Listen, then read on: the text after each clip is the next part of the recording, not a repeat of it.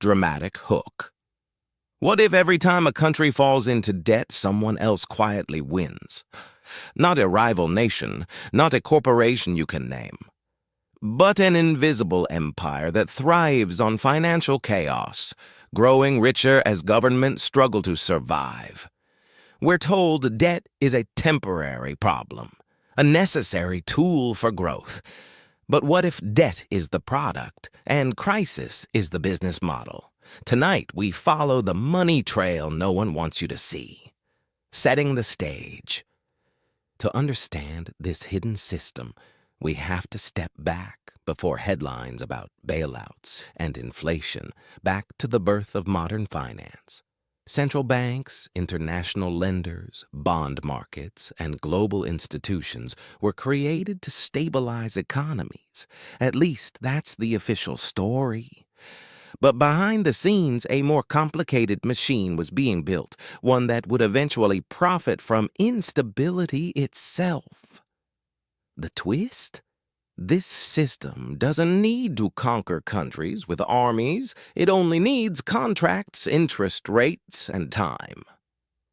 Origins: how the debt machine was born. After the great wars of the 20th century, nations were broke and desperate. New financial institutions stepped in to rebuild the world. Loans flowed freely. Currencies were tied to gold, until they weren't. When money detached from physical value, something changed. Debt stopped being a temporary fix and became a permanent feature of national life. Governments learned they could spend first and borrow later. Banks learned they could create credit from promises, and investors learned something even more powerful.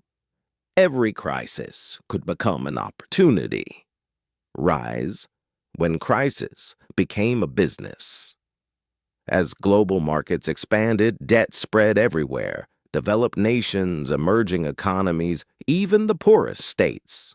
But the real turning point came when financial institutions realized they didn't need stability to profit. They needed volatility. Recessions meant bailouts. Currency crashes meant emergency loans. Sovereign debt meant leverage. Entire nations became customers locked into long-term interest payments.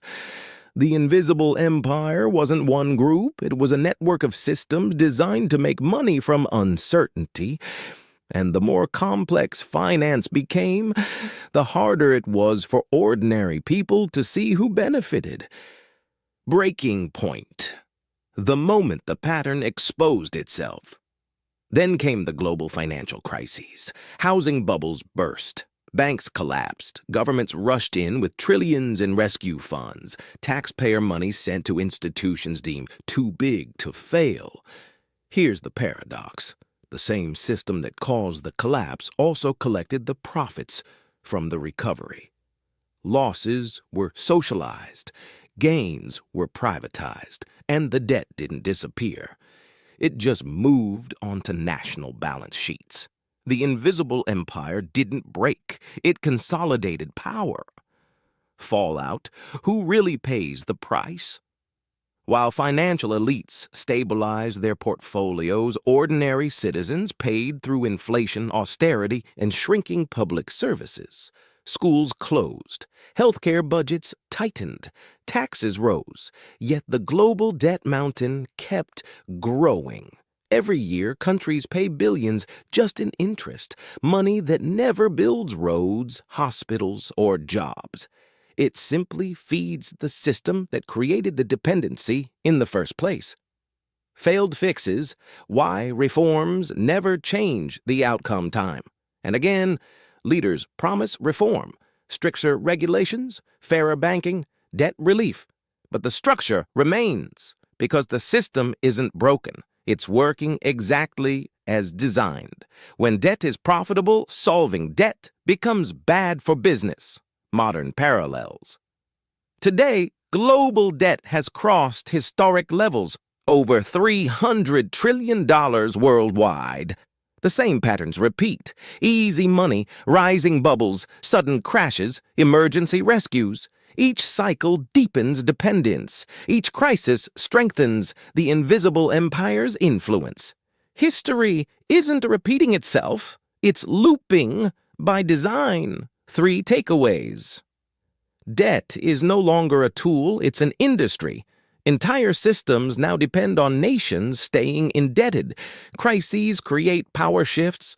Every financial collapse transfers influence from the public to private institutions. Transparency is the real threat. The system survives because most people never see how it works. Warning, pause, open thought. If every country is in debt and every crisis makes the same players richer, the real question isn't who owes whom. It's who designed a world where debt never ends. And maybe the most dangerous empire isn't the one with armies, but the one that controls the numbers on the screen.